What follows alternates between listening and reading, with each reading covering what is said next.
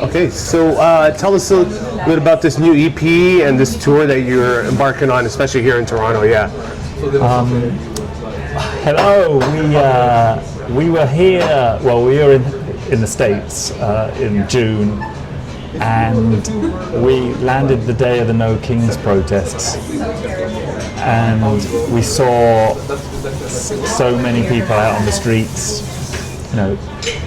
standing up for what they believe in, peacefully protesting, rainbow flags everywhere, and we wrote these songs as a response to that. We wrote "Put Your Hands in the Air" for justice and freedom, and we wrote the song "LGBTQ plus Lover" just because it felt like, it was great to see there was still an appetite for progressiveness in the United States, and EP came out of that. We also put a song called "The Day the Music Died" on the EP, which was a sort of, talking about standing up for what you believe in, which is exactly what happened. And right. we wrote the other songs on the road. We tried them out on the road and went straight to the studio, recorded them after those West Coast US dates, and called the EP "Reach for Something Higher." It was our sort of attempt to be on the right side of history,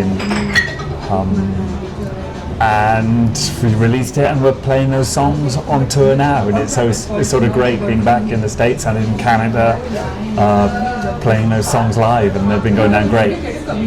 Nice. Was it tough to get the band all back together again? Especially during these times. It's a very Spotified era. Yeah. Well, James and I have always been close friends, even through all the years that we weren't playing, and so it was never difficult to get together with James. But when we did the 30th anniversary shows, we hadn't really played. I mean, we played the occasional festival for the last sort of 20 years, and we did the 30th anniversary shows and walked out on stage, and the audience sang the words to so many of the old songs, and right. We sort of looked at each other and we're like, we felt the love, and we thought it's time to give some love back, and we wrote the Go-Go Sapiens album and started touring that, and just had a great time.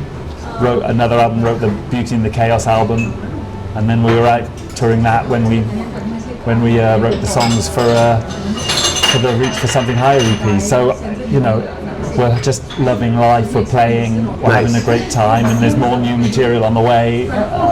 So life is good. No, it wasn't difficult. It was just great, and we've got a couple of new members, but generally it's James, Derry and I from the original band. Sadly, Derry's not well at the moment, so he can't come on this tour, but hopefully he'll be better soon. He came on the UK dates that we played recently, and is feeling a bit better, so fingers crossed he'll be in the States before too long. Yeah, go ahead. Thank you. This gentleman here, and can I have a little cold milk, please? Hot milk, yeah. Cold. Oh, cold. Sorry, yeah, cold milk, yeah. Thank you so much. No problem. I'm English. I mean, so tell us, let's go back to the Unbelievable track. I mean, it was such a big time for dance music and club culture and rave culture. There was a lot of competition with you guys, Two Unlimited, KLF, Future Sound of London, the list goes on, right? But where did you guys first start out, and then where did you think that Unbelievable was, getting traction? Well, I mean, the first part of your question about all those bands is that I think for anybody growing up in that time, we had all those influences together. There was electronic dance music, acid house was coming through, hip hop was coming through on the States, and all those great English indie bands like the Smiths and Echo and the Bunnymen and The Cure were just part of our youth, and so we were just I think everybody was reacting to that and putting those things together, and there were bands like the Happy Mondays and Jesus Jones, and the KLF who were just taking those things and sort of taking them into sort of mainstream pop, but also that they were sort of alternative music at the same time. It was a time when alternative music became mainstream, Right. Which was a beautiful, tough time. And the second part of your question, when did Unbelievable start getting some traction? Well, I mean, it was our first single, so we come to the States, and we came to Toronto really early on, I remember this, and did a small tour, and there's, a few people were coming and a few people had heard Unbelievable, and then we went back home, did a tour of the UK and Europe, and then there was this call to come back.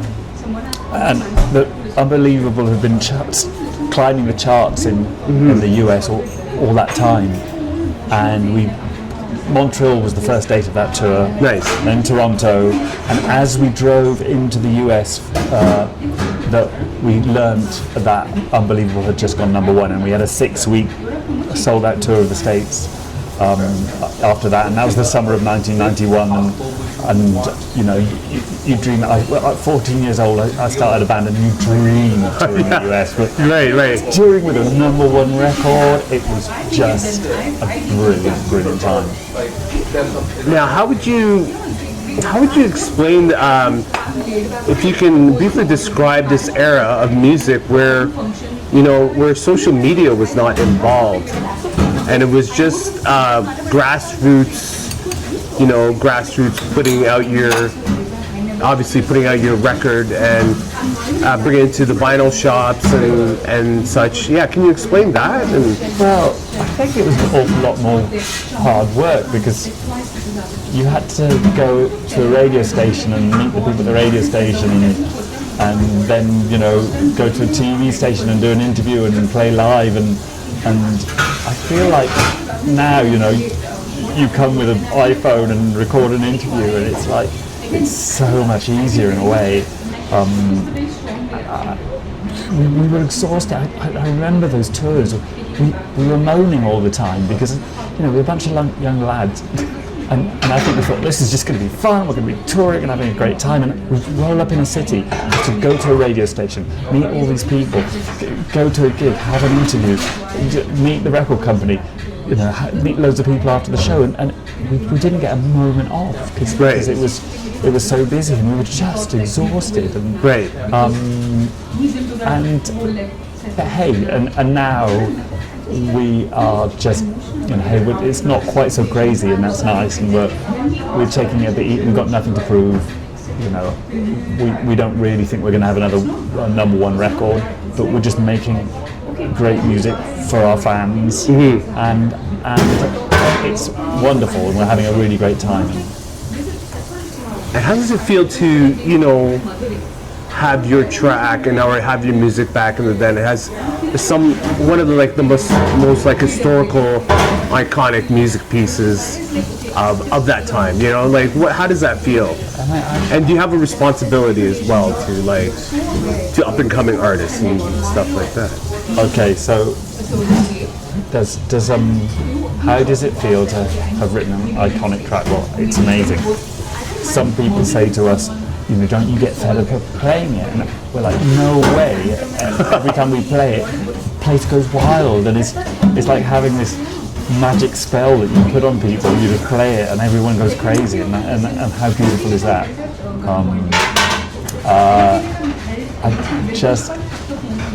With regard to young artists, hey, listen, when we discover somebody wonderful like Eke Schnack, who are playing with us on this tour, we just love them. When we played with them in June in the US, and they joined us on stage for the LGBTQ+ Lover song to sing backing, and then we recorded them for the record, and so we're back out on road and we're doing it again, and it's wonderful. They're Eke Schnack, this crazy sound, which is a sort of mixture of opera and death metal. And I just love how young people are, mixing stuff up, and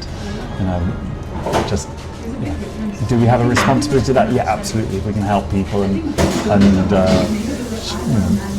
have them support us on tour, and we're going to take them to the UK as well and introduce them to the UK audiences, and they're not going to know what hit them.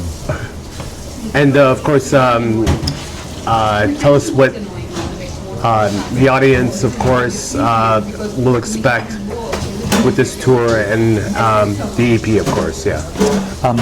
So this EMF Live is an experience. It's about the joy, it's about the beauty and the chaos, as the album says. And we want everybody to dance and let their hair down a bit, as do we. And it's loud, it's groovy. We are the Epsom Mad Funkers after all. It's mad funk. That's what it is. Thank you so much for your time. Thank you. Thank you. Fernando. No problem. Thank you.